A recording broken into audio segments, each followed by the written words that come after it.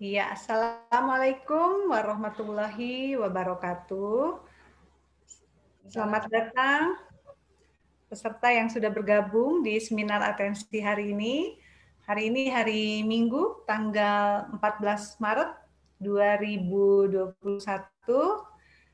Seminar atensi hari ini kita ditemani oleh dokter spesialis anak dengan Dr. Sri Wahyuni, spesialis anak.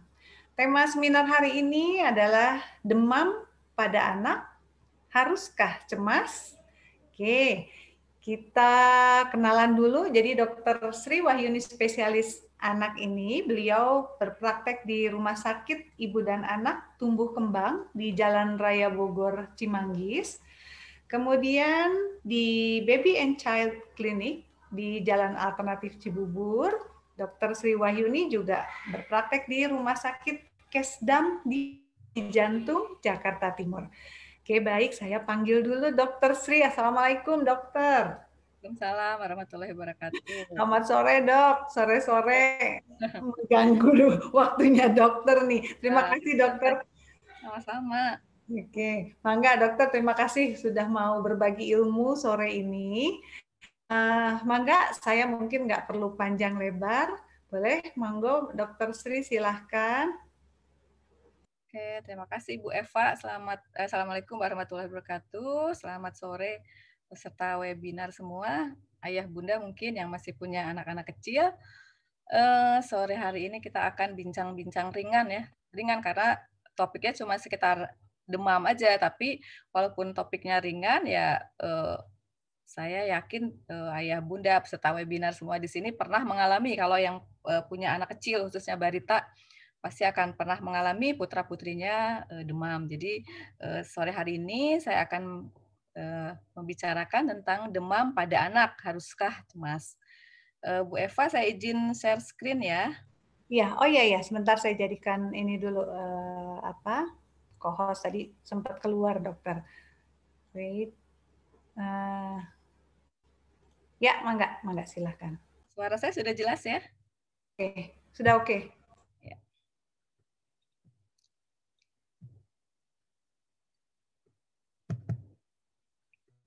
Oke.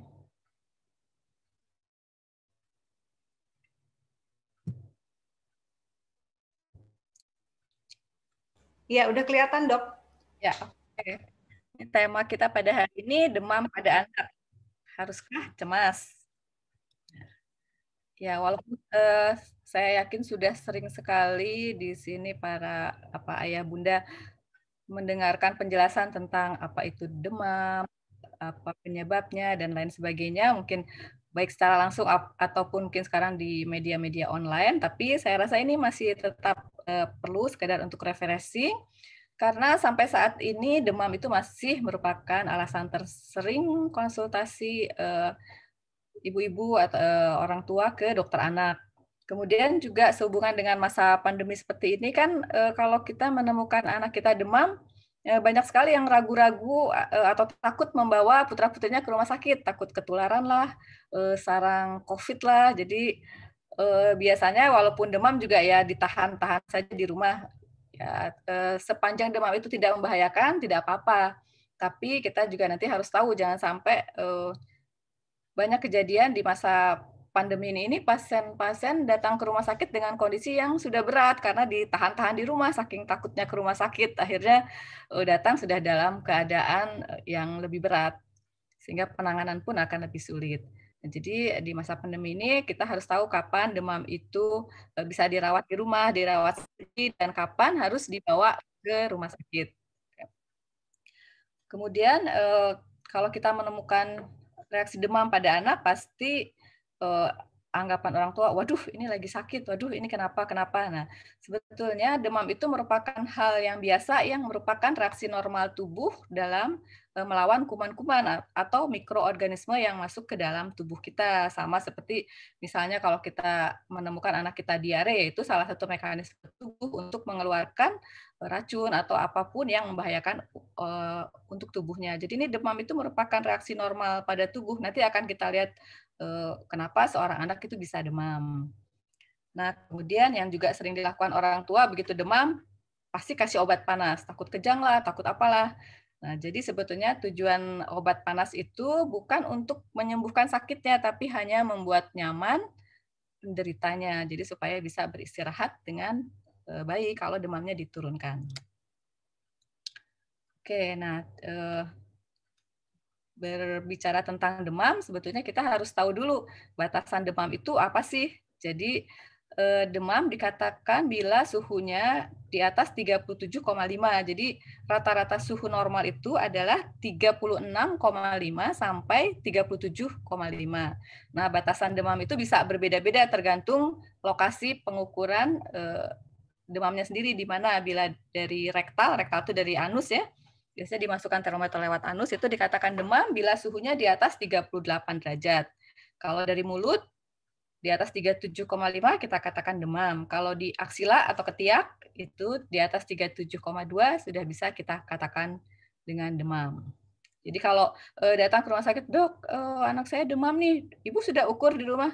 Diukur dok, 36,7 ya itu sih masih normal. Jadi kita harus tahu dulu batasan demam itu apa. Jadi tadi ya, berdasarkan lokasi pengukuran, demam bisa berbeda-beda batasannya. Nah, ini kita bisa demam. Jadi demam itu tadi kan merupakan reaksi normal tubuh terhadap organisme atau kuman-kuman yang masuk ke dalam tubuh kita. Jadi biasanya kalau ada kuman yang masuk ke dalam tubuh kita, kuman-kuman itu bisa bakteri, virus, jamur, dan sebagainya. Bila masuk ke dalam tubuh kita, dia akan melepaskan namanya zat yang disebut pirogen ke aliran darah. Nah, zat pirogen itu akan masuk ke peredaran darah, kemudian dia merangsang sel-sel kekebalan tubuh juga. Selain dari darah, juga sel-sel pertahanan tubuh ada berbagai macam di dalam tubuh kita, itu dirangsang untuk melepaskan sinyal yang bisa mengaktifkan sistem pertahanan tubuh. Jadi, sinyalnya itu berupa apa? Berupa naikkan suhu tubuh di hipotalamus. Hipotalamus ini pengatur suhu tubuh ya. Jadi naikkan suhunya supaya tidak terjadi kerusakan organ-organ. Jadi ambang panasnya itu dinaikkan oleh hipotalamus. Jadi jika ada mikroorganisme, ada perintah naikkan suhu tubuh. Nah, jika suhu tubuh itu dinaikkan, akan ada beberapa reaksi yang bisa muncul pada tubuh seseorang anak. Yang pertama, denyut jantung dan metabolisme akan meningkat. Jadi kalau Bunda semua mendengar denyut jantung yang duk cepat sekali pada anak yang demam, itu memang merupakan rangkaian dari proses terjadinya demam. Jadi kenaikan suhu sekitar 1 derajat saja bisa meningkatkan denyut jantung sekitar 10 kali per menit. Jadi kalau duk itu sedang proses terjadinya demam dalam rangka melawan tadi kuman-kuman yang masuk ke dalam tubuh. Kemudian reaksi apa lagi yang bisa muncul? Badannya menggigil karena otot-otot berkontraksi, juga karena pembuluh darah itu mengalami vasokonstriksi, namanya mengkerut supaya nanti set point hipotalamus itu bisa naik, jadi batas panas itu bisa naik. Jadi kalau ada anak yang menggigil, itu biasanya tanda-tanda akan demam.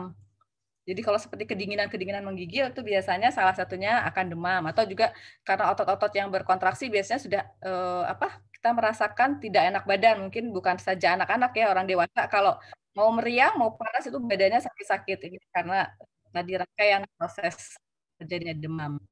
Kemudian juga yang terjadi adalah aliran darah ke kulit akan menurun sehingga anak-anak yang demam, terutama demam tinggi, kulitnya akan terlihat pucat ya.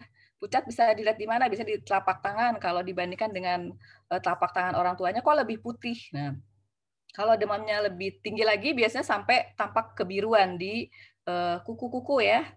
Kenapa terjadi kebiruan? Karena tadi proses vasokonstriksi. Jadi pembuluh darah yang menyempit mengakibatkan pasokan darah ke ujung jari, termasuk juga oksigen itu berkurang, sehingga ujung-ujung jari bisa tampak kebiruan atau pucat atau juga teraba dingin. Jadi kalau meraba tubuh anak jangan salah raba. Kalau yang dirabanya tangannya dingin, badannya panas tuh malah biasanya demamnya tinggi ya. Jadi kita tidak bisa mengandalkan hanya dengan perabaan saja untuk menentukan seorang anak itu demam atau tidak. Oke, sekarang kita lihat tadi penyebab demam itu apa saja. Secara garis besar ada 2. Penyebab infeksi dan non-infeksi. Ini suara saya bergema ya? Enggak, Dok. Enggak, oke. Ya, Ya, saya lanjutkan. Jadi penyebab demam itu secara garis besar ada dua, ada penyebab infeksi dan non-infeksi. Yang paling banyak itu penyebab demam ya karena infeksi. Nah, yang penyebab non-infeksi apa saja? Bisa dehidrasi. Dehidrasi itu kurang cairan. Jadi anak yang teraba demam itu belum tentu sedang sakit atau sedang terkena infeksi. Bisa saja dalam kondisi dehidrasi lagi kurang minum, teraba badannya lebih hangat. Kemudian bila udara di luar terlalu panas, juga seorang anak bisa teraba lebih hangat suhu tubuhnya. Kemudian yang memakai pakaian terlalu tebal, terutama nih bayi-bayi, ibu-ibu di kita kan sudah pakai baju lapis-lapis, pakai bedong pula. Jadi sebetulnya tidak seperti orang yang di negara Eropa yang memang suhunya kadang dingin. Kalau di sini kan panas, sudah panas diselimuti terlalu tebal. Kadang-kadang ada mitos juga anak bayi itu harus harus bedong, padahal suhu di luar sedang panas. Jadi kalau kita raba nanti badan bayi tersebut teraba lebih hangat. Itu padahal hanya gara-gara diberi pakaian yang terlalu tebal sehingga penguapannya terhambat, suhu tubuhnya naik. Kemudian hangat atau demam itu juga bisa terjadi setelah aktivitas yang berlebihan. Jadi anak habis lari-lari di luar, habis main bola, begitu masuk ke rumah, pelukan sama ibunya, nak, kamu kok panas, demam. Padahal hanya karena habis kena sinar matahari, habis lari-lari. Jadi metabolisme tubuh yang meningkat, bikin suhu tubuhnya juga naik. Nah, itu kadang-kadang disalah kaprahkan sebagai demam. Kemudian penyebab demam lain adalah pasca imunisasi. Ini pasti sudah sering menemui ya, demam setelah imunisasi, terutama imunisasi DPT yang diberikan pada usia 2, 3, atau 4 bulan. Kemudian demam karena keganasan. Keganasan itu tumor ya, misalnya leukemia, tumor tulang, tumor otak, atau keganasan-keganasan di tempat lain. Ini salah satu gejalanya juga bisa demam yang sulit diatasi dengan berbagai macam obat. Kemudian juga demam karena penyakit autoimun. Penyakit autoimun itu kalau pada anak-anak penyakit artritis, radang sendi, penyakit lupus, itu juga bisa menyebabkan gejala demam. Oke, nah apa saja yang harus kita perhatikan saat ada demam? Jadi harus cemas, harus segera buru-buru ke rumah sakit kah atau tidak? Nah, yang pertama harus kita lihat itu bagaimana aktivitasnya. Kalau aktivitas anaknya masih baik-baik saja dalam arti kata, orang tua itu sudah tahulah bagaimana perangai anak atau perilaku anak sehari-hari. Kalau masih aktif lari-lari biasanya, itu berarti demamnya tidak mengganggu, tidak apa-apa, bisa diatasi dulu di rumah, beri minum cukup banyak, istirahat. Kemudian lihat buang air kecilnya. Kalau buang air kecilnya masih cukup banyak, lancar, ya itu berarti tidak usah terlalu resah. Tapi bila buang air kecilnya mulai sedikit atau jarang, itu kita perlu waspada terhadap tanda-tanda dehidrasi.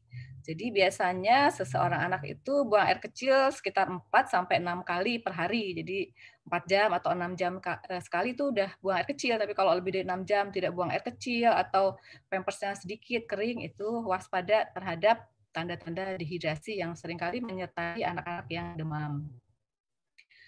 Nah, kemudian juga ini bila anak sedang tidur lelap, sebaiknya tidak usah kita bangunkan untuk minum obat panas ya. Kalau anak bisa tidur lelap, artinya apa? Artinya dia tuh tidak ada ya nyaman-nyaman aja, tidak ada gangguan yang berarti. Tidak perlu kita bangunkan, minum obat. Yang nanti malah setelah bangun anaknya jadi gelisah lagi, tidak bisa istirahat lagi. Kecuali mungkin memang ada riwayat kejang demam pada anak tersebut, ibunya khawatir, ya misalnya panas 39, biasanya kalau 39 itu dia sudah kejang, boleh kita berikan obat penurun panas. Kalau takut mengganggu bisa diberikan yang lewat anus, jadi tidak perlu membangunkan anaknya, langsung masukkan saja. Kemudian yang perlu juga diperhatikan, kan kalau ibu-ibu sekarang umumnya sudah standby berbagai macam obat, terutama obat panas ya. Nah, yang perlu diperhatikan, obat panas ini harus disimpan di tempat yang aman. Tempat aman itu yang seperti apa ya? Jauh dari sinar matahari langsung. Kemudian juga jauh dari jangkauan anak-anak. Karena takutnya kan kalau obat panas itu umumnya warna-warnanya agak menggoda. Jadi ada rasa warna merah, rasa stroberi, rasa anggur, rasa jeruk, itu nanti bisa dikira sirup, bisa diminum. Nah, bayangkan kalau minumnya yang harusnya minum 1 sendok, kemudian minum 1 botol, itu berapa kali lipat. Nah, itu bisa bersifat toksik atau racun ke hati dan ke ginjal. Jadi jangan sembarangan simpan obat panas ya, apalagi kalau masih punya anak kecil. Karena anak-anak sekarang kreatif, segala macam ingin tahu. Jadi obat panas juga nanti bisa dikira sirup. Nah, kemudian cara untuk menurunkan demam selain dengan antipiretik ini obat panas, juga perlu dilakukan tirah baring atau istirahat supaya metabolisme tubuhnya berkurang. Kemudian jangan lupa banyak minum untuk menghindari dehidrasi, karena pada anak-anak yang demam itu penguapan cukup tinggi sehingga kekurangan cairan itu akan banyak terjadi. Nah, kemudian tentang obat-obatan herbal, sampai saat ini belum ada bukti ilmiah yang bisa meyakinkan bahwa obat herbal itu efektif untuk menurunkan demam. Cuman mungkin dari secara empirik saja pengalaman bahwa obat-obat tertentu dari herbal bisa menurunkan demam pada anak. Oke. Nah, tadi ibu-ibu kan sering memberikan obat penurun panas. Nah, sebetulnya obat penurun panas itu tidak menyembuhkan penyakitnya sendiri jika memang demam tersebut diakibatkan karena penyakit ya, infeksi atau non-infeksi. Tapi dia hanya sekedar menurunkan set point, menurunkan suhu seseorang anak supaya membuat dia lebih nyaman, bisa istirahat, ibunya juga jadi bisa istirahat. Jadi hanya sebatas ini, tapi tidak menyembuhkan penyakit. Jadi ini disebutnya hanya obat simptomatis menghilangkan gejala, tapi tidak menghilangkan penyebabnya. Jadi tetap penyebabnya harus kita cari, apakah itu karena bakteri atau karena virus. Kalau karena bakteri tentu yang harus diobati ya penyebabnya, di antibiotik. Jadi ini hanya sekedar menurunkan dan membuat nyaman. Kemudian obat panas apa yang bisa kita pakai? Pilihan pertama adalah paracetamol atau acetaminophen. Mereknya banyak, tidak boleh menyebut merek mungkin, pokoknya isinya paracetamol itu merupakan pilihan yang pertama karena selain efektif dia juga cukup aman.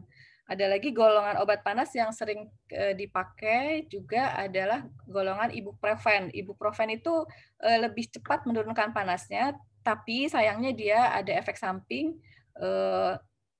mengganggu lambung, jadi mengiritasi lambung. Jadi kalau ada pasien yang dengan demam disertai gejala-gejala pencernaan, muntah, nyeri perut, itu sebaiknya tidak diberikan paracetamol.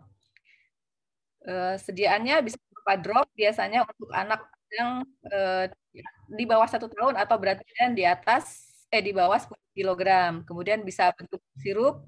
Nah, ini harus hati-hati. Sirup itu juga bermacam-macam sediaannya. Ada sirup yang biasa 120 mg per sendoknya, ada juga yang forte atau biasanya ditulis untuk anak di atas usia 6 tahun. Jadi perhatikan betul dalam pemakaian obat-obatan, karena obat panas ini kan termasuk obat-obat yang bebas, jadi bisa dibeli dengan mudah. Boleh-boleh saja memberikan, tetapi harap diperhatikan dosisnya ya. Kalau kita dokter biasanya pakai dosisnya itu berdasarkan berat badan, tapi kalau ayah bunda tidak tahu berat badan anaknya, bisa ikuti menurut usia sesuai dengan yang tertera di di etiketnya, di kemasannya ya. Kemudian bentuk lain ada tablet. Tablet itu bisa yang umum yang seperti untuk orang dewasa 500 mg. Ada juga tablet yang chewable yang bisa dikunyah, itu biasanya 125 mg. Itu biasanya ada juga di toko obat atau udah nggak boleh menyebut merek juga ya. Pokoknya boleh di toko-toko obat biasanya ada tablet yang berupa tablet kunyah untuk anak-anak yang memang susah minum obat. Jadi dikunyah seperti permen. Kemudian ada yang bentuknya suppositoria atau yang dimasukkan ke dalam anus. Ini keuntungannya menurunkan suhu tubuh dengan cepat karena di anus itu banyak sekali pembuluh darah yang akan mudah berespon terhadap pemberian obat-obat lewat anus. Kemudian yang terakhir adalah bentuk injeksi atau suntikan. Nah, injeksi ini diberikan biasanya pada saat pasien dirawat atau pada pasien-pasien yang sudah tidak responsif dengan pemberian obat-obat yang oral atau demamnya yang sangat tinggi yang kita khawatirkan akan terjadi kejang, juga kita bisa berikan obat-obat injeksi. Nah, mungkin sering dengar ada yang obatnya dikombinasi nanti ini dan ini, paracetamol dan ibuprofen. Nah, sekarang itu kita tidak anjurkan pemberian obat kombinasi karena apa? Karena kan peraturan untuk minumnya lain. Kalau paracetamol itu bisa diulang setiap 4 jam, sedangkan ibuprofen hanya boleh diulang setiap 6 jam. Nanti orang tuanya sedang panik, anaknya demam, pakai obat kombinasi pula, bingung. Tadi mana yang 4 jam, mana yang 6 jam ya. Jadi kita tidak anjurkan pemberian kombinasi. Kalau paracetamol ya paracetamol saja. Kalau mau ibuprofen ya ibuprofen saja. Sorry, belum selesai. Nah, Jadi tadi indikasinya membuat anak nyaman dan mengurangi kecemasan orang tua ya. Jadi kalau anaknya panas biasanya orang tuanya jadi stres. Kemudian indikasinya diberikan kalau suhu di atas 38 derajat dari ketiak ya. Atau boleh suhunya tidak sampai 38 tapi kelihatan anaknya sangat tidak nyaman, rewel sekali, tidak bisa tidur. Mungkin ada faktor lain kan, kalau demam itu kadang-kadang kita merasa sakit kepala, badannya tidak enak, boleh diberikan paracetamol karena paracetamol itu fungsinya selain menurunkan panas juga dia menghilangkan nyeri. Nyeri macam-macam, nyeri kepala, nyeri badan, sakit gigi itu boleh dipakai obat paracetamol. Oke. Nah, sekarang kita lihat tanda-tanda bahaya demam. Jadi, masa COVID ini kan kalau misalnya hanya demam-demam 1 sampai 2 hari, anaknya aktivitas masih baik-baik saja, makan minum masih bagus, boleh dirawat saja di rumah. Seperti tadi, cukup minum, istirahat, makanan bergizi, itu boleh dirawat di rumah. Tapi kalau ada tanda-tanda seperti di bawah ini, nah ini harus segera dibawa ke rumah sakit. Apa saja tanda bahayanya nih? Kalau pertama, suhunya di atas 40 derajat. Atau demam yang disertai dengan kejang. Kalau ini kayaknya nggak usah diterangin juga udah panik, pasti bawa ke rumah sakit ya, di rumah nggak bisa ngapa-ngapain. Atau demam yang disertai penurunan kesadaran. Penurunan kesadaran itu apa saja? Kalau yang jelas-jelas ya pingsan, tidak sadar. Tapi kalau yang levelnya lebih rendah, biasanya anak kelihatan tidur terus. Jadi dibangunkan, tidur sebentar. Sedang tidur dibangunkan, bangun sebentar, kemudian tidur lagi. Bangun tidur tak gendong ya berarti. Jadi kesadaran yang ringan tadi tidur terus atau sebaliknya malah nggak bisa tidur, rewel, gelisah, gelisah yang tidak biasa. Jadi pasti ayah bunda, apalagi bundanya nih pasti hafal lah. Ini anak biasanya nggak begini-begini amat, ini kok rewel, gelisah, apalagi kalau disertai pandangan matanya agak kosong, tidak bisa seperti tidak bisa menatap ya, jadi melihat kemana aja itu hati-hati karena kadang-kadang itu gejala awal mau kejang. Jadi kelihatan biasanya kalau dokter tuh sudah hafal ya, ini kayaknya mau kejang nih, dilihat dari bentuk face mukanya tidak ada kontaknya kurang, itu biasanya tanda-tanda infeksi yang berat atau kejang. Kemudian juga bila demam itu disertai muntah-muntah atau diare karena ini beresiko dehidrasi dan kalau muntah-muntah itu kita akan sulit sekali memberi minum pada anak yang muntah-muntahnya sering. Jadi itu harus dibawa ke rumah sakit. Kemudian bayi di bawah umur 3 bulan dengan suhu badan di atas 38 derajat. Mengapa bayi di bawah 3 bulan ini kita anggap ya kalau demam karena sawar darah otak jadi barier sinyal saya jelek ya?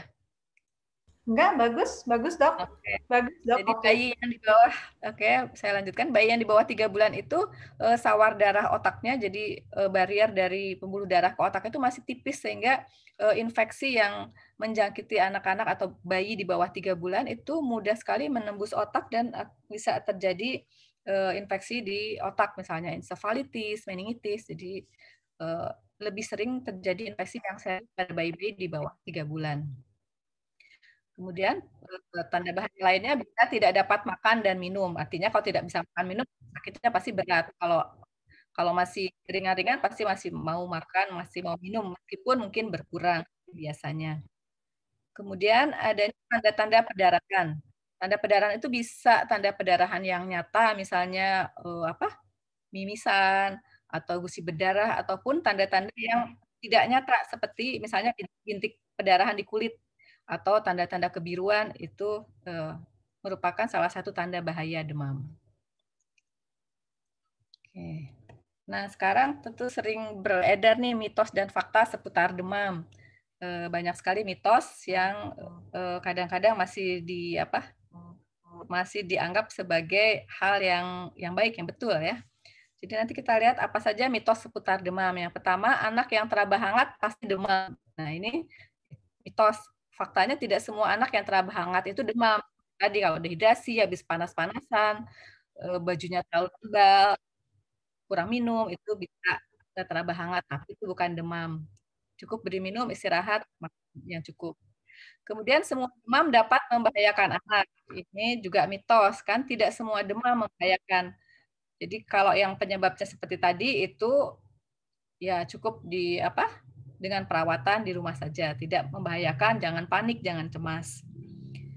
Demam di atas 40 derajat bisa menyebabkan kejang. Ini juga mitos ya. Bisa menyebabkan kerusakan otak ya. Ini mitos. Karena umumnya demam yang menyebabkan kerusakan otak itu bila suhunya di atas 41,5. Jadi kita sebut biasanya hiperpireksia, demam yang sangat tinggi. Di atas 41,5 atau 42 derajat. Ini biasanya terjadi pada pasien-pasien dengan keganasan di daerah otak, tumor otak, gangguan otak, atau juga misalnya seorang anak yang berada di mobil tertutup udara panas dalam waktu lama, nah itu bisa menyebabkan seperti heat stroke, jadi panasnya tinggi sekali di atas 42. Kemudian semua anak bisa mengalami kejang demam. Ini juga mitos, jadi jangan terlalu takut atau parno dengan kejang demam. Waspada boleh, tapi tidak usah terlalu cemas yang berlebihan ya. Jadi kalau dari statistik itu yang berbakat untuk kejang demam itu hanya sekitar 2-4%. Jadi ya dari 100 anak paling yang bisa kejang tuh hanya 2 atau 4. Jadi tidak semua anak bisa mengalami kejang demam, tergantung dia punya bakat ke arah kejang demam atau tidak. Jadi kalau anak yang kejang demam itu dia ambang rangsang panasnya lebih rendah daripada orang lain. Misalnya kalau orang lain 39, 40 tidak apa-apa, ada anak yang punya bakat kejang demam, 39 pun sudah bisa jadi kejang. Jadi biasanya sudah ada bakat atau genetik bahwa dia akan bisa mengalami kejang demam. Jadi tidak semua anak ya bisa mengalami kejang demam. Kemudian kejang demam membahayakan tubuh dan merusak otak. Ini juga mitos.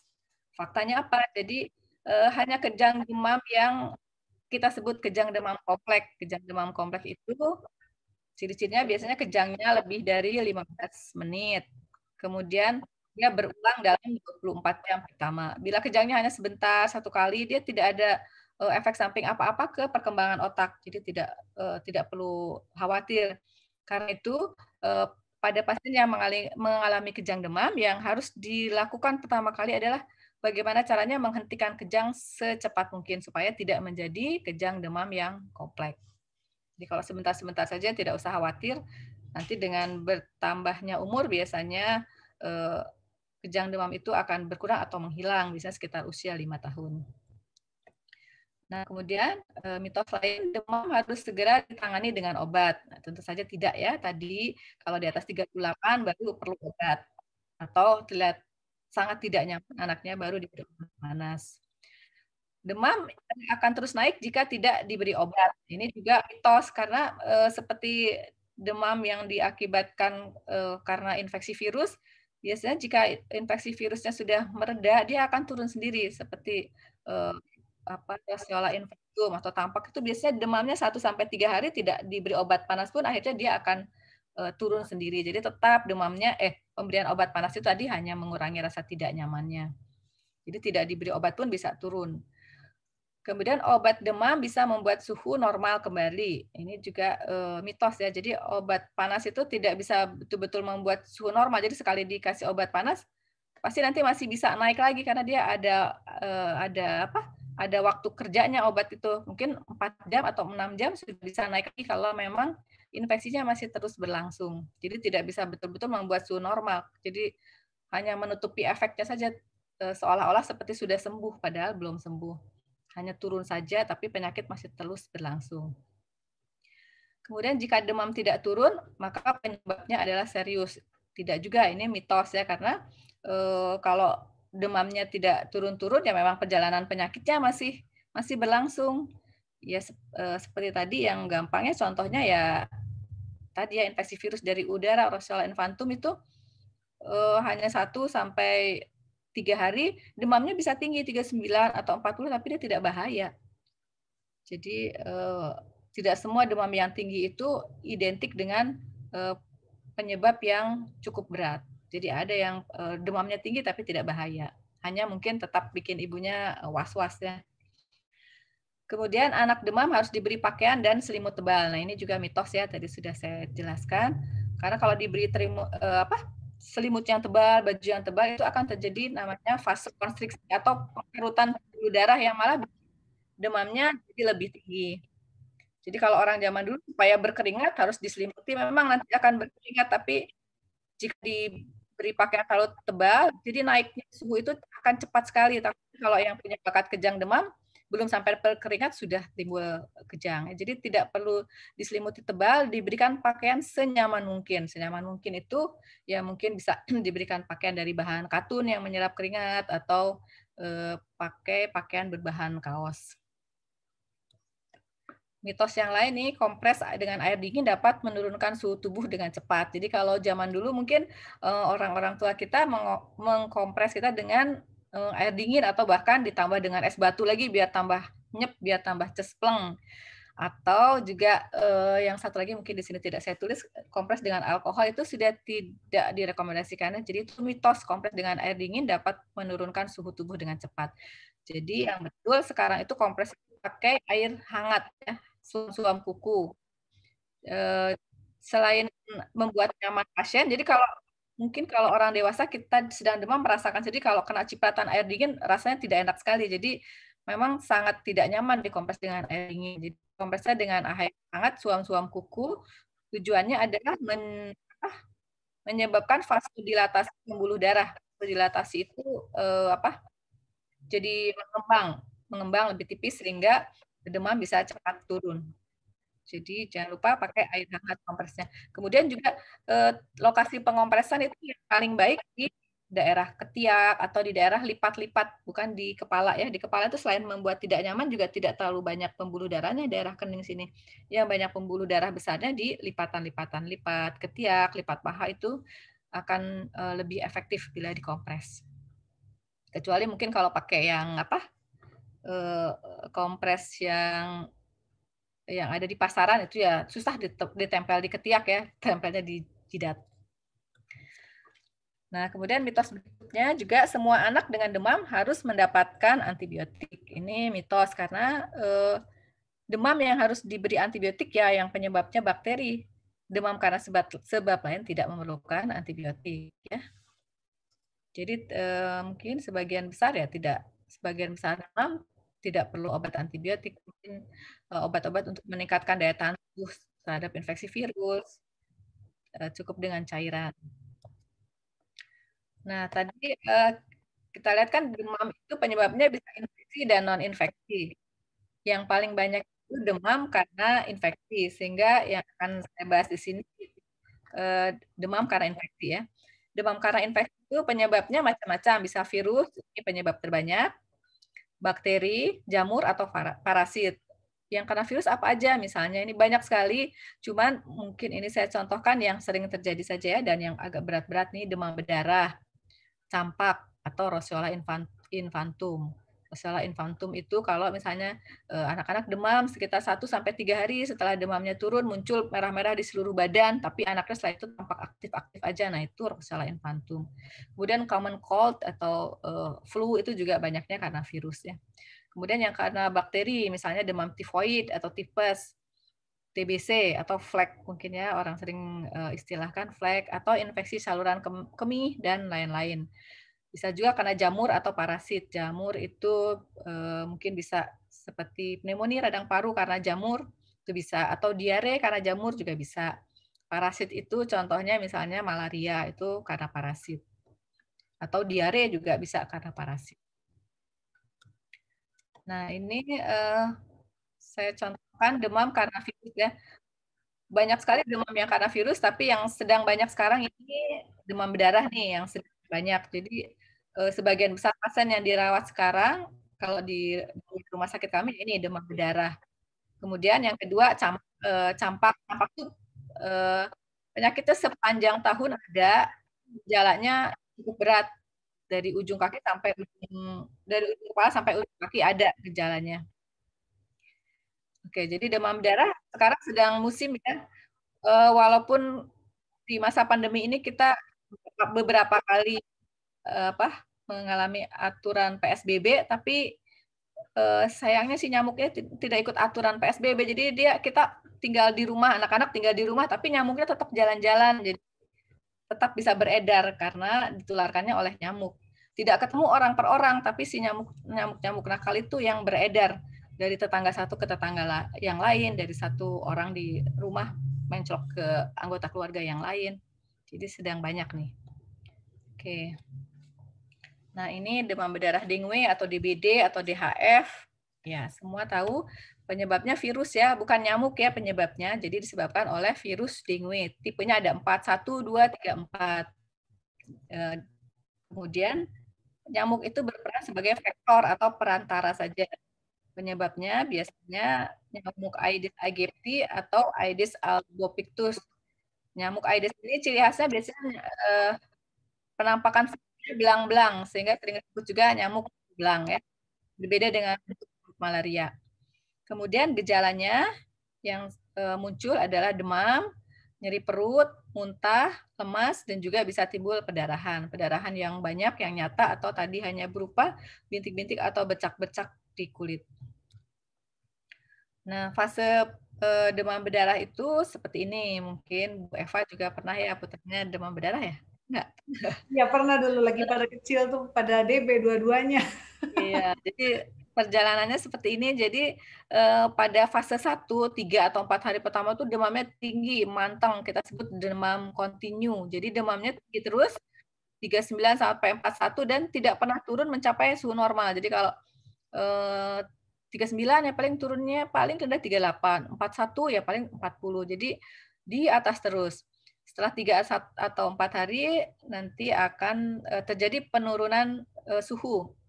Nah, biasanya hari keempat tuh mulai turun suhunya, tetapi tidak sama dengan infeksi lainnya. Kalau infeksi lain kan kalau anaknya sudah sembuh, udah nggak demam, biasanya aktivitas anaknya mulai kembali lagi normal, ceria, makan minum banyak, anaknya tidak lemas.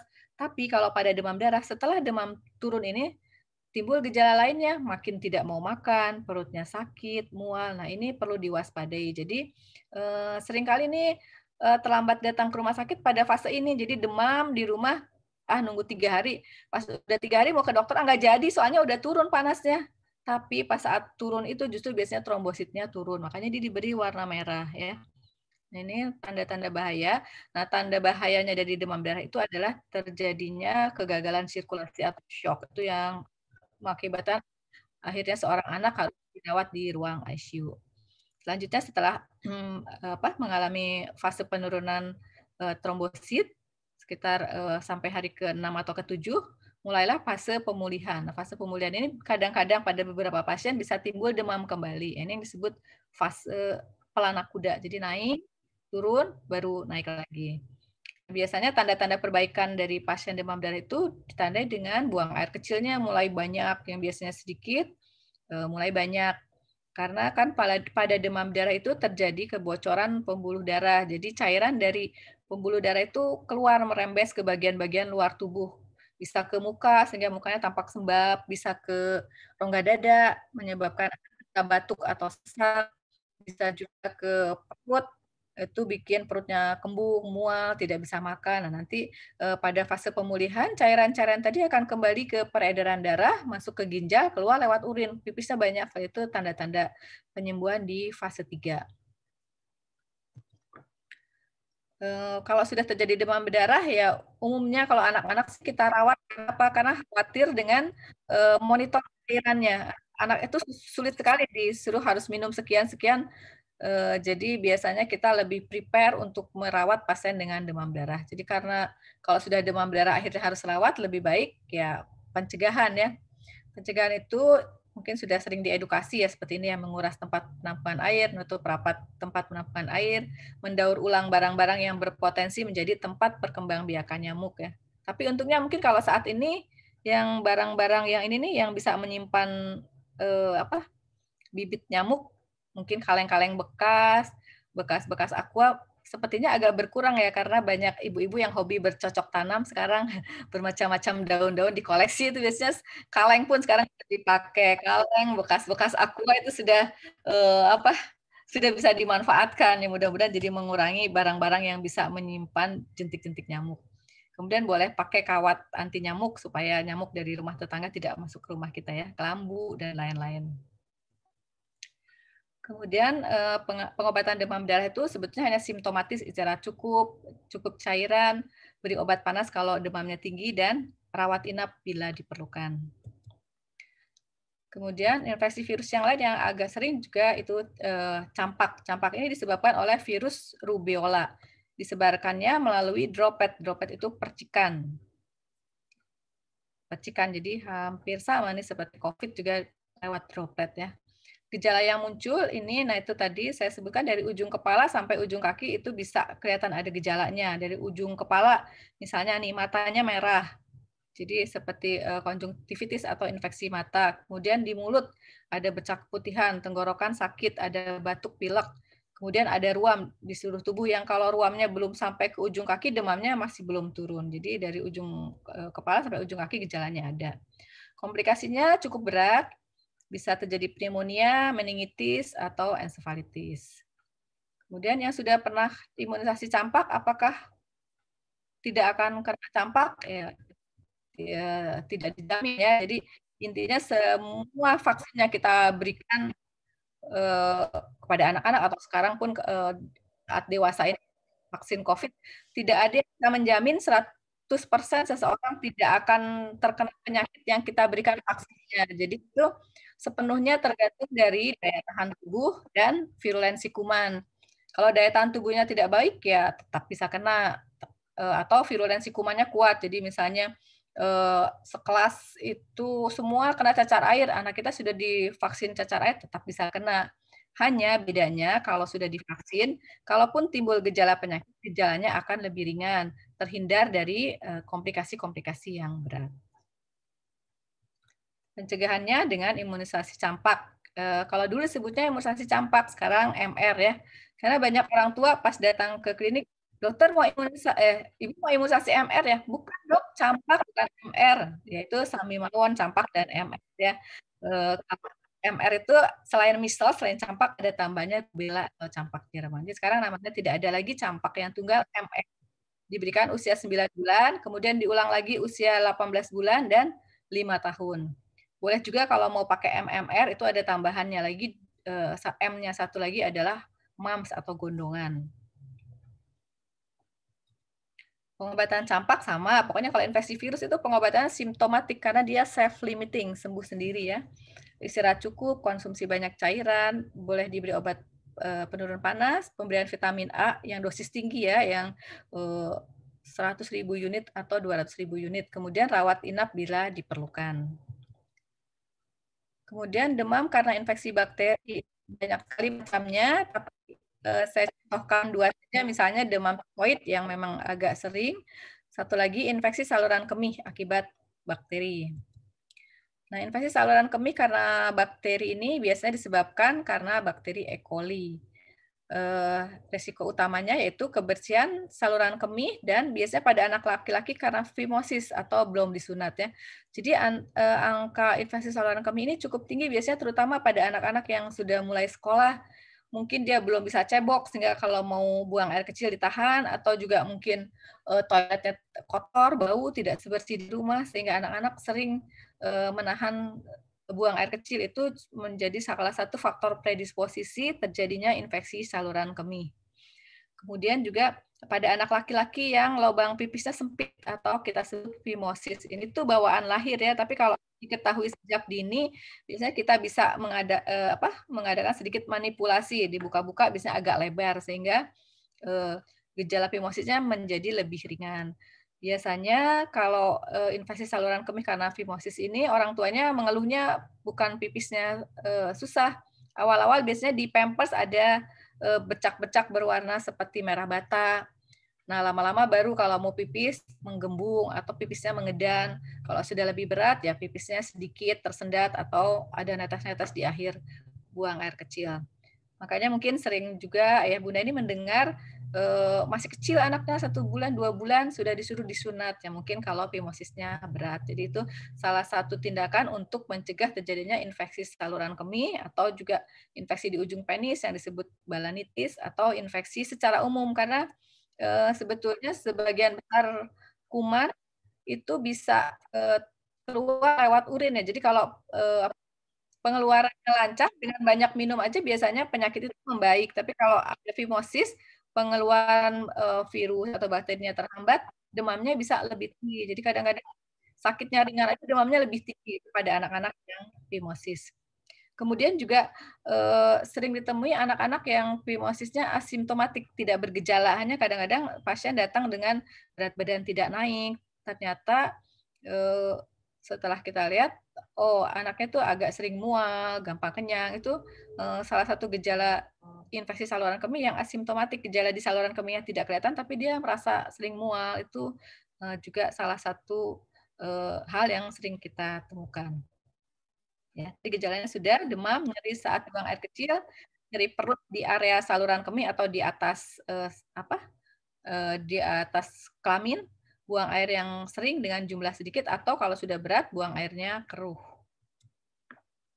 Pencegahan infeksi saluran kemih untuk anak perempuan membersihkan alat kelamin dari depan ke belakang ya. Jadi diajarinya jangan salah. Misalnya sudah selesai pup nih, bersihkan dulu pupnya baru kemudian membersihkan alat kelamin, itu salah. Jadi harus dari depan dulu karena daerah anus itu banyak sekali kuman ya. Jadi dari depan dulu baru ke belakang. Kemudian sunat bagi anak laki-laki terutama yang phimosis. Kemudian juga tidak boleh menahan buang air kecil. Satu lagi harus cukup minum terutama air putih. Pengobatan infeksi saluran kemih sama istirahat cukup, banyak cairan, kemudian pemberian obat panas, dan ini harus mendapat antibiotik. Kemudian rawat inap bila diperlukan, misalnya demamnya sangat tinggi, buang air kecilnya tidak lancar, sehingga kita memerlukan tindakan pemberian infus supaya buang air kecilnya lebih banyak bisa terdorong oleh cairan infus yang kita berikan. Sekarang penyebab demam karena bakteri yang kedua, demam tifoid atau tipes ya sering disebabkan oleh Salmonella typhi. Ini resiko terbesarnya berkaitan dengan kebersihan tubuh, air, dan makanan yang dikonsumsi. Jadi ini penyakitnya itu menyerang sistem pencernaan di usus halus. Jadi penularannya lewat kita sebut oral fekal. Oral itu dari mulut, misalnya makanan yang kotor atau mungkin tangan yang kotor, dan fekal itu dari pembuangan. Jadi kamar mandi yang kotor, jamban yang tidak bersih. Jadi perlu kita hati-hati kalau pergi ke tempat umum, terutama ke toilet di tempat umum. Jangan terlalu banyak kita menyentuh bagian-bagian dari toilet tersebut ya, karena kan kita tidak tahu yang berkunjung ke situ, yang masuk ke toilet tersebut sehat atau tidak. Kalau dia tidak cukup bersih membersihkan toiletnya, bisa ada cipratan-cipratan, kita terpegang, kalau kita lupa cuci tangan, yaitu bisa menyebarkan penyakit gangguan pencernaan, termasuk tipes diantaranya. Kemudian gejalanya bisa demam lebih dari 1 minggu. Umumnya demamnya itu gejalanya agak khas, demam lebih sering pada sore dan malam hari ya. Kemudian ada nyeri otot, sakit kepala, mual, nyeri perut, dan gangguan buang air besar. Gangguan buang air besarnya bisa dia konstipasi, tidak bisa buang air besar. Pencegahannya karena berkaitan dengan penularannya oral fekal dari mulut dan dari feses, tentu saja kebersihan tangan harus selalu dijaga. Kalau sekarang musim COVID pasti orang sedikit-sedikit cuci tangan ya. Jadi ada hikmahnya juga, orang lebih sering cuci tangan. Dan memang terbukti infeksi-infeksi yang karena saluran pencernaan agak berkurang. Kemudian hindari makanan yang kebersihannya tidak terjaga ya. Jajanan yang di luaran, pinggir jalan, atau yang kelihatan kurang bersih penjualnya harus dihindari. Pengobatannya dengan secara umum simptomatik, istirahat, konsumsi antibiotik, dan rawat inap bila diperlukan. Oke, ini slide saya terakhir sebagai take home message. Jadi demam itu merupakan reaksi normal dari tubuh. Jadi nanti mungkin sudah bisa jawab sendiri perlu cemas atau tidak ya. Kemudian tidak semua anak yang teraba hangat adalah demam. Kemudian untuk bisa mengatakan anak itu demam, kita harus tahu suhu normal anak. Sebaiknya kita mempunyai termometer. Boleh termometer biasa, termometer digital, atau termometer yang pakai infrared boleh. Kemudian tidak semua demam itu berbahaya. Dilihat penyebab demamnya apa. Kemudian tidak semua anak demam harus diberi obat penurun panas. Tidak semua anak demam harus diberi antibiotik. Kemudian perhatikan tanda-tanda bahaya demam. Tadi sudah saya uraikan. Sudah, slide saya sudah selesai. Terima kasih.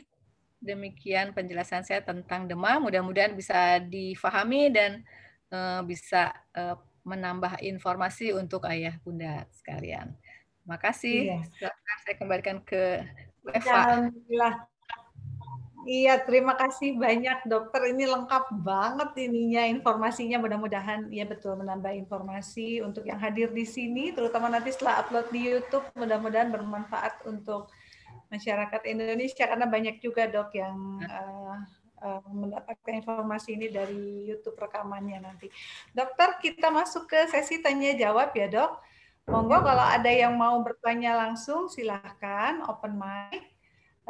Dokter bisa stop share dulu, punten. Ya, silakan kalau ada yang mau bertanya langsung, boleh open mic atau sambil menunggu saya bacain dulu ya dok, karena sudah muncul di ini. Dari Ibu apa Bapak ya? Pak Ruli. Dok, bila kita belum panas pada anak, anak kita jadi nyaman, tidak panas lagi. Tapi apakah artinya bakteri kuman virus yang menyebabkan anak kita sakit juga jadi nyaman? Sehingga badan anak kita butuh waktu lebih lama untuk membunuh bakteri. Gimana nih dok?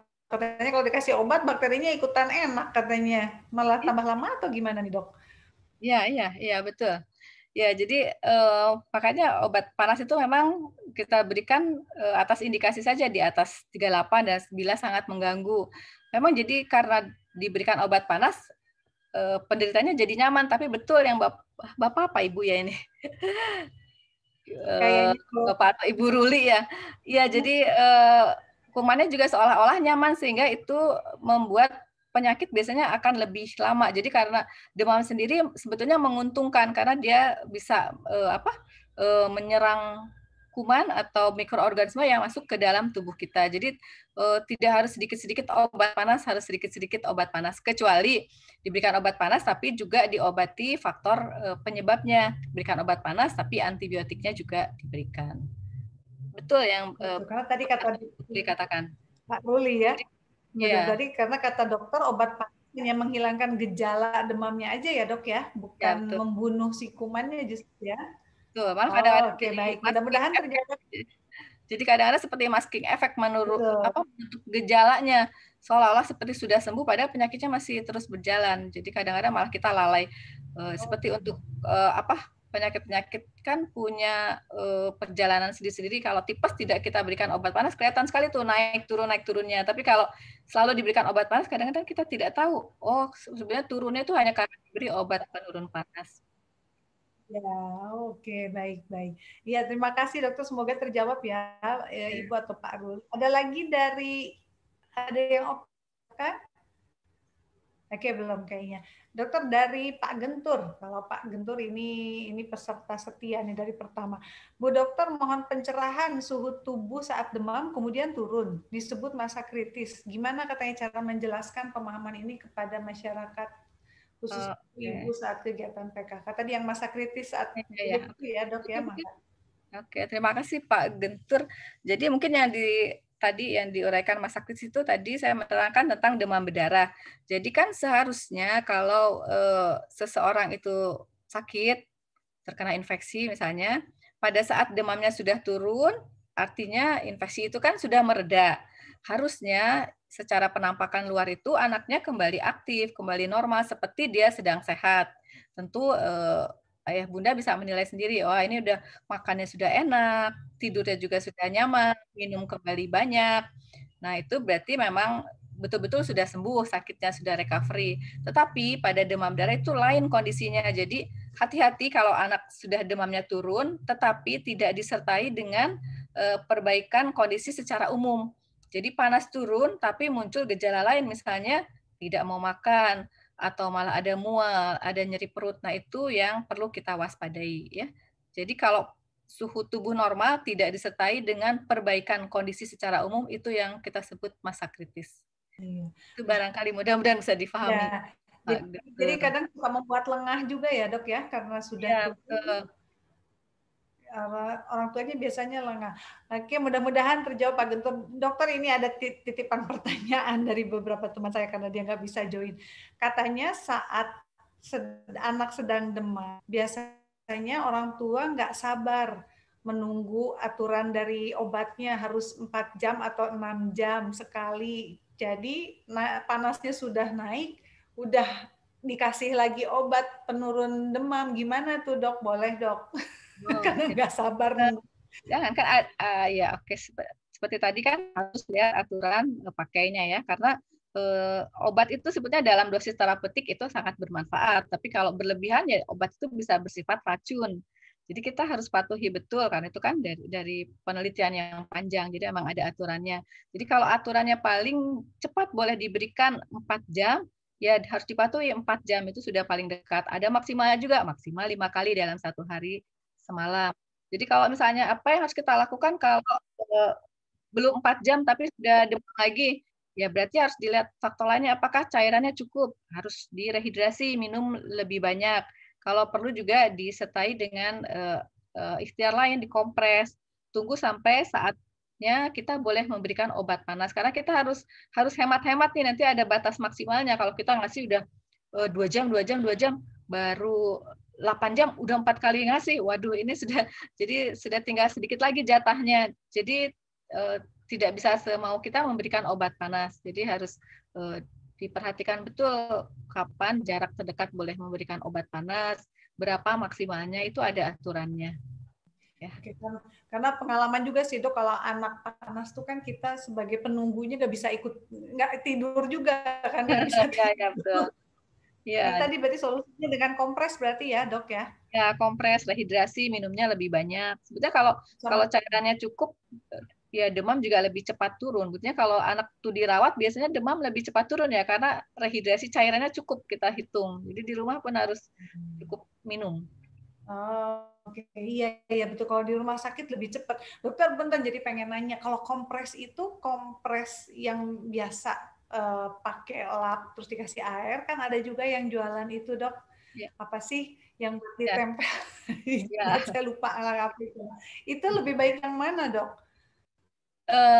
Lebih efektifnya sebetulnya yang dikompres hangat ya. Kompres hangat, hanya kadang-kadang untuk anak-anak yang kecil sekali kan tidak nyaman, seperti tadi saya utarakan, sebaiknya kan ditempatkannya di tempat yang pembuluh darah besarnya agak banyak, di ketiak, di lipat paha, itu kadang-kadang anak kecil tidak nyaman. Nah, itu boleh pakai yang instan, yang sudah jadi ya, ditempelkan di jidatnya. Itu sebetulnya ya hanya bikin enak aja, bikin nyaman, ditempelin, dan bikin nyaman orang tuanya, udah tenang aja, anaknya sudah dikompres. Ya, kalau bisa yang hangat, lebih bagus yang hangat sebetulnya.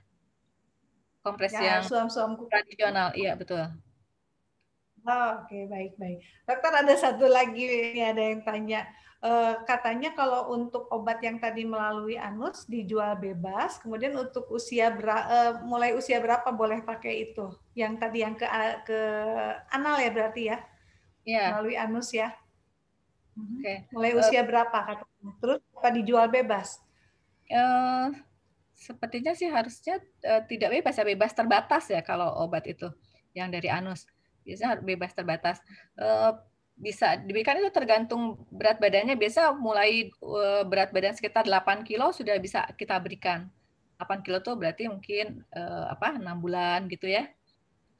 Usianya 6 bulan itu bisa diberikan. Karena sediaannya itu lain-lain. Ada yang 80 mg, ada yang 120 mg, ada yang 180, ada yang 240. Jadi sebaiknya sih belinya dengan resep dokter, karena kan lain-lain miligramnya. Berarti kalau gitu lebih baik ke dokter dulu ya? Ya, lebih betul. baik dokter dulu berarti ya? Yang aman sih 8 kiloan atau sekitar 6 bulan. Tapi kalau di rumah sakit, kalau dengan pemantauan, kita bisa berikan di bawah umur tersebut. Tapi kalau di rumah mungkin minimal ya 6 bulan atau 8 kilo berat badan bisa diberikan. Asal obatnya sesuai petunjuk dokter ya, dosisnya. Jangan sampai nanti ketinggian, atau kalau kurang juga jadi tidak efektif. Nah itu ya, jadi lebih baik sih mungkin konsulkan dulu dengan dokternya, karena tadi kan tersedia banyak dosis, kita nggak tahu juga ya. Ya, dosisnya lain-lain itu. Itu tadi berarti usia 6 bulan udah bisa ya dok ya? Bisa. Oh, oke. Intinya sih kayaknya minum, tadi kata dokter kalau di rumah sakit tuh lebih cepat karena bantuan infus mungkin ya dok ya. Jadi di Ya, rumah kalau bisa dibantu dengan yang minyak ya. ya betul. Oh. Nah terus kalau misalnya dia nggak mau makan, diganti dengan minum nggak apa-apa dok? Yang paling urgent kan sebetulnya cairan ya. Jadi kalau nggak makan 2 hari gitu tuh masih masih kuat. Tapi eh, yang paling utama sih cairan. Hanya tetap untuk daya tahan tubuh kan kita perlu protein untuk membentuk sel pertahanan tubuh. Jadi tetap harus ada makan. Hanya mungkin kita alihkan saja jenis makanannya. Kadang anak yang mual tuh dikasih bubur baru nyium baunya saja lagi demam tuh biasanya mual karena didekatkan bubur udah pengen OE. Jadi bisa dicari mungkin makanan-makanan yang agak lebih enak yang bisa bisa masuk dan bisa ditolerir. Misalnya biskuit atau apa suka kentang apa boleh. Jadi dialihkan saja. Tapi kalau misalnya apa sama sekali tidak bisa makan minum ya lebih baik di rumah sakit karena kita nggak berikan kita hitung kalorinya di rumah sakit. Oh, oke, dokter. Tapi ini kalau misalnya memang diputuskan dibawa ke rumah sakit, tetap aman ya rumah sakit untuk lingkungan rumah sakit untuk anak-anak ini tetap aman ya dok ya? Insya Allah, karena sekarang kan di semua rumah sakit tidak di screening dulu di luar ya, jadi yang kira-kira berpotensi screening itu mulai dari pertanyaan, kemudian pemeriksaan suhu dan sebagainya. Kalau kira-kira mencurigakan kan tidak boleh masuk ke dalam rumah sakit, misalnya kita langsung arahkan ke IGD atau bahkan di beberapa rumah sakit yang besar kan memang sudah dibedakan jalurnya, ya. Jalur yang pasien COVID dan non-COVID. Oh, oke. Jadi Ya, ini ayah bunda yang mendengarkan ini juga jangan khawatir, jangan takut untuk membawa putra putrinya ke dokter pada saat ke rumah sakit pada saat tadi ya kritis demam tinggi itu juga ya, jangan khawatir ya. ya. Oh, oke, Kalau oke. sakitnya ringan-ringan boleh dicoba dulu, dicoba di rumah atau mungkin kalau sekarang kan media online sudah banyak ya, tanya dulu ke dokternya, WA ke dokternya apa yang bisa dilakukan di rumah. Itu tentu dokternya akan mengarahkan, oh kalau dengan ini tidak ada perbaikan, silakan bawa. Jadi bisa kalau sakitnya ringan-ringan sekarang coba di rumah dulu, tapi kalau sudah ada tanda-tanda bahaya, apapun ya, bukan cuma yang demam aja, tanda bahaya penyakit yang lain yang mungkin harus topiknya khusus, oh ya, kalau sudah harus segera dibawa ya dibawa. Oh, oke, baik. Dokter, terkait dengan pandemi sekarang, untuk demam, untuk COVID itu salah satunya apakah demam juga muncul di anak-anak, dok? Ya, eh, demam menjadi salah satu tanda penyakit COVID, tapi kalau yang tidak tahu ya, yang beberapa ditemukan itu justru gejala lain tidak seperti yang orang dewasa, banyaknya gangguan pernafasan itu anak-anak dengan diare itu juga banyak yang ternyata positif COVID-nya dan memang dari pemeriksaan sampel feses juga banyak ditemukan ternyata ada virusnya itu di feses. Jadi harus berhati-hati dengan pasien yang dengan gejala diare juga beberapa akhirnya memang positif COVID. Tapi kalau demam itu nggak muncul di pasien anak dengan COVID Ada, itu nggak bisa, muncul demam. bisa. Oh, Bisa ada demam juga. ada. Jadi makanya Oh, dari anamnesa kan kita sekarang pasti tanyakan kalau kalau dulu tuh orang agak apa ya selalu ingin menutupi kalau misalnya di keluarganya ada yang COVID atau enggak. Tapi kalau sekarang sudah masyarakat sudah lebih terbuka. Dokter ini ada kontak neneknya sebulan yang lalu atau seminggu yang lalu COVID sepertinya sudah lebih terbuka ya. Nanti tentu kita akan screening awalnya ya dengan pemeriksaan apa bisa darah rutin atau sekarang kan banyak metode yang simpel juga swab antigen walaupun tidak akurat sekali nanti bisa dilanjutkan dengan swab PCR dan sebagainya. Jadi oke. sudah ada parameter untuk tata laksana COVID pada anak. Ya betul dok. Jadi saya sekarang lihat juga keluarga sudah banyak yang terbuka ya dok. Ya, Jadi kalau misalnya ada yang positif di dalam rumahnya, dia nggak menyembunyikan lagi. Alhamdulillah.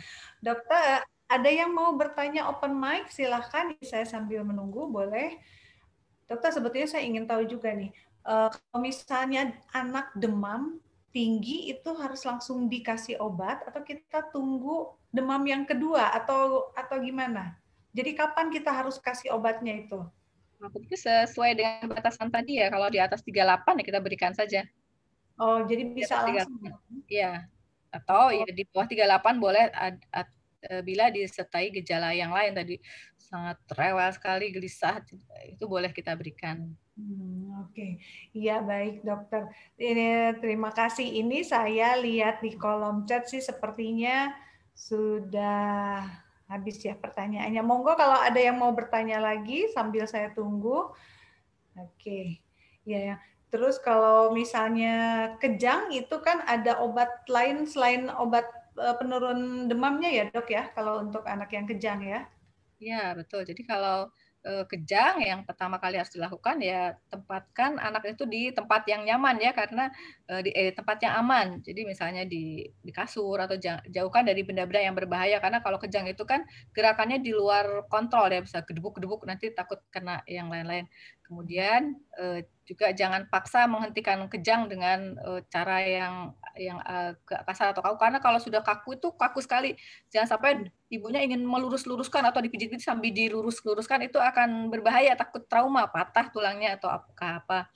Jadi kita perlu yang perlu kita lakukan setelah ditaruh di tempat yang aman dan nyaman, dibuka bajunya, apalagi yang tebal-tebal dibuka, kemudian boleh sambil dikompres hangat. Kalau perlu seluruh badannya cepat-cepat dikompres hangat semuanya. Kayak orang kalau lagi diwaslap, orang diwaslap gitu. Kalau misalnya sedang sakit, nggak bisa mandi, diwaslap. Nah, seperti diwaslap, kalau perlu sambil dikipas-kipas supaya penguapannya cepat terjadi, sehingga suhu tubuhnya bisa cepat turun. Dan yang penting juga jangan berikan apapun lewat mulut pada saat anak kejang. Kalau orang zaman dulu ada kopi segala macam, tidak boleh. Jangan juga masukkan jari kita ke mulut anak yang sedang kejang, karena itu nanti kalau saat kejang gigitannya tuh kuat sekali, jadi nanti kita tidak bisa melepaskan, pasti akan luka giginya. Jadi tidak perlu memberikan apa-apa, cukup miringkan saja karena takutnya dia tersedak. Kalau tersedak, kalau dimiringkan kan muntahan atau segala macamnya keluar. Nah, kalau punya obat untuk menghentikan kejang, biasanya kalau yang sudah pernah kejang oleh dokternya diberi obat yang bisa dimasukkan ke dalam anus, obat untuk menghentikan kejang. Biasanya warnanya kuning, berisi stesolid.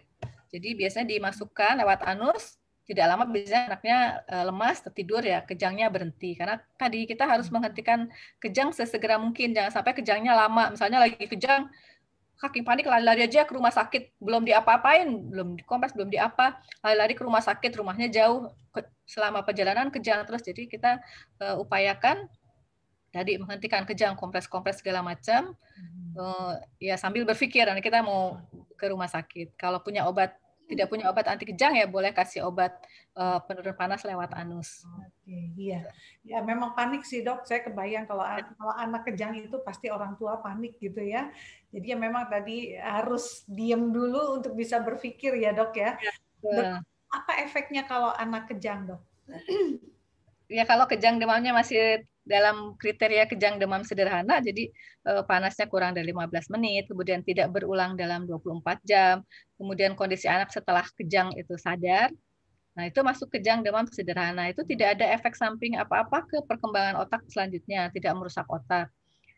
Tapi kalau kejang demamnya yang kompleks, kejang demam kompleks lebih dari 15 menit, kemudian berulang dalam 24 jam 2 atau 3 kali, atau kejangnya sering dalam 1 tahun mungkin lebih dari 4 kali. Nah, itu bisa merusak otak. Bisa terjadi nantinya mungkin epilepsi atau gangguan perkembangan. Tadinya anaknya yang sudah bisa merangkak kok jadi mundur, tidak bisa merangkak dan sebagainya. Ya, penurunan juga perkembangan ya. Kenapa? Penurunan perkembangan ya dok? Iya betul, penurunan perkembangan. Kalau kejang demam saja, tapi kalau kejangnya karena hal lain, misalnya karena meningitis dan sebagainya, itu ya resiko untuk terjadinya gangguan perkembangan akan lebih besar. Karena si kumannya sendiri mengintervensi sel-sel otak. Oke. Jadi kalau begitu demam itu jangan dianggap sepele, tapi jangan dibawa panik juga gitu ya dok ya? Ya betul. Jadi waspada perlu, tapi cemas jangan. Iya, Ya, iya. karena dalam kondisi cemas kita tidak bisa berpikir apa-apa. Betul. Ya. Betul, bagus banget. Waspada harus, tapi jangan cemas. Ya, Oke, baik dokter. Kalau di kolom chat ini sebetulnya sudah habis. Kalau tidak ada yang mau bertanya langsung dengan dokternya, maka dokter saya minta tips sedikit aja untuk nanti masyarakat yang mendengar di YouTube nanti, dan untuk ibu bapak yang sudah hadir di seminar kali ini juga, sedikit tips untuk orang tua jika anaknya demam, Dok. Gimana, Dok? Oke, jika anak demam yang pertama tadi jangan panik, kemudian kenali batas demam itu seberapa tingginya. Usahakan mempunyai termometer untuk bisa mengukur demam, jadi jangan secara subjektif dengan perabaan saja.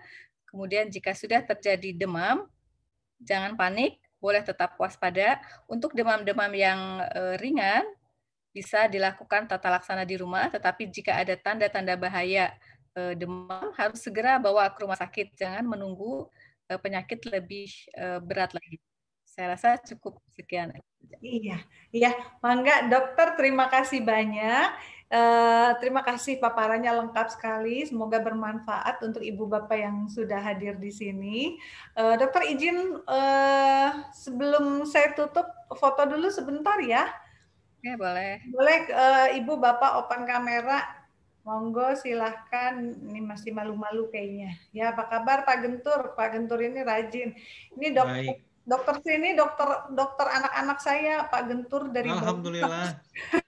dari bayi sampai sudah SMA. Izin Ya. dulu sebentar ya. Oke, sebentar. Wait.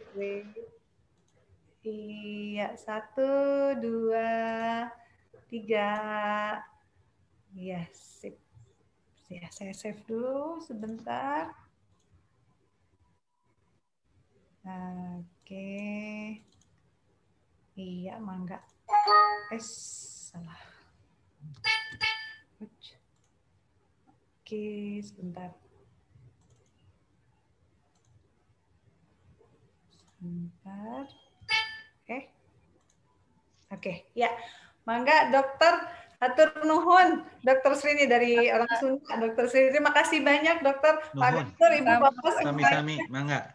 Ya, terima kasih semuanya. Atur nuhun. Monggo silahkan untuk tema seminar minggu depan, silahkan follow atensi anak remaja. Nah, kita nantikan seminar atensi berikutnya. Atur nuhun Dokter Sri, terima kasih banyak untuk waktu dan sharing ilmunya sore ini. Ya, mangga. Wassalamualaikum. Ya. Waalaikumsalam warahmatullahi wabarakatuh. Mangga atur nuhun. Sami-sami.